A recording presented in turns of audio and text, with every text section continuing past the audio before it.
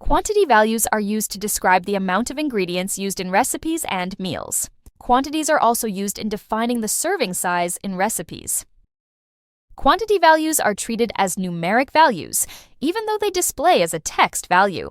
For example, the quantity 1/2 is a text representation of the numeric quantity 0.5. Displaying quantities as a text value makes for a more pleasing appearance when creating recipes. Reopen the quantity drop-down control. You can see that a lot of the quantities listed use the ampersand as well as fractions to represent their values. If a quantity value in the quantity column has the focus and you click this button, the quantity form will open, and the quantity displayed will be the same quantity selected in the quantity column. This form will generally synchronize with whatever quantity you select here or over here. For example, I'll click in the serving size field. The form refreshed now displays the quantity 1. Once again, I'll click over here in the to field, and this form now displays 2. The quantity form will display the source or the person that created the quantity in the database.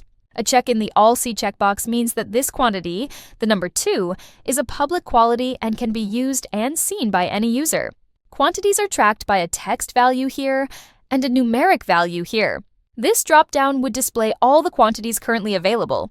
In this dropdown, they also show as a text value paired with a numeric value. The quantity value is currently filtered as indicated by this button. The record count says there's only one record. That's because the form is currently synchronized with the value 2. If I open the dropdown and select another quantity, the form is unfiltered, and now you can see that there's 140 quantities available in the list. This button is used to add a new quantity value. This button is used to edit or modify an existing value. You will only be able to edit a record if you are also the source for that record. This button, when available, is used to delete a quantity value.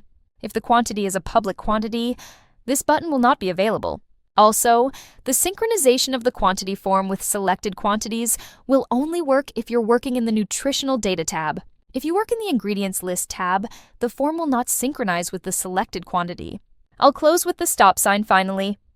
If the focus on the form is somewhere other than a quantity value, for example, bear, I'll click in an ingredient value field. And I click this button, the quantity form will open, but it will display the first record in its list, that is to say it will not be synchronized with any quantity value. Click this button to enter a new quantity value before clicking the button. Make sure that you put the focus in some other field other than an existing quantity on the form. Here, I'll click in the ingredient ID field against turnip. Click the button, enter the value in text that you want the quantity to represent for this example. I'm going to enter the quantity 130 1/2, so I'll type 130 space, ampersand, space, 1/2, enter key. Next, we need to set the numeric value. Click the button Edit. Highlight the existing 0 and type in 130.5. Enter key confirm with the OK. Now, if we open the drop-down, navigate to the end, our new quantity 130 1/2, which is 130.5 dar, is in the list. I'll select it, and there it is. Because the current user is Bob. Bob is listed as the source, and the SLLC checkbox is not checked because it is not set as a public quantity. And because it's not public, the trash can is available. So this quantity could be deleted. By default, quantity values and their numeric values are locked down to prevent accidental change. I'll select this, you use the delete key, nothing happens. If you are the source and you need to edit these values, start by clicking the Edit button. Now you can make a change. Note that the button changed and it now says Lock. Once you've made any changes, be sure and lock the form up again. Click the trash can to delete a quantity value. You will only be able to delete a record if you are the source of that record. Also, if it's a public quantity, you will not be able to delete it. When you click the trash can, you'll get this warning. You need to be careful. If you have used this quantity in any recipe or meal records, and you delete the quantity, those records will be broken. If you're sure that you've never used this anywhere, say yes. You get a confirmation. Click OK. If we open the drop-down, navigate to the end. Our quantity 130 1/2 is no longer there. I'll navigate to the last meal in the database. Then I'm going to click in the new record field in the quantity column. Note that doing that, close the quantity form and open the quantity drop-down. To add a new quantity directly in the quantity field, just type it in. I'm going to re-add the quantity we just deleted, which was 130 space ampersand space 1/2.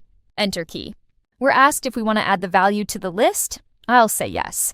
What's the numeric value 130.5? Click OK. The cursor jumps to the ingredients field. We're ready to create a new ingredient. I'm just going to click on artichoke. Any will work. Read this message carefully. It's basically saying, do you want to create artichoke by the blank? That's because this is currently blank as a new ingredient. You can click yes, you can click no. If you click no, you're going to enter the existing artichoke, which was by the each, as it says here, and it says always choose no if adding a new quantity value. So I'll say no. What we've done is we've entered 130 1/2 artichokes as an example in this meal. And basically, in the process, we entered a new quantity value in the quantity field directly. With the quantity 130.5 selected here, I'll reopen the form. I'll unfilter it. Pull this down a little bit. I'll navigate back to that quantity, 130.5. Bob was the source, trash cans available. I'm now going to delete the quantity. I'll click the trash can. I get the warning. It's basically saying, be careful. If you've used it, you're going to mess up any records. We've used it right here. I'm going to say yes. Note this different warning. It's saying that relationships, say we're going to delete one record, and related records. The related records being the ingredient we use the quantity in. I'm still going to delete it by saying yes. It's been confirmed. The quantity is gone, but so is that ingredient in the meal here. Any place that quantity had been used would be deleted. If I reopen the quantity form, search the list. 130.5 is no longer there. You can also access the quantities form from the Manage Records menu. To open the form, click this button.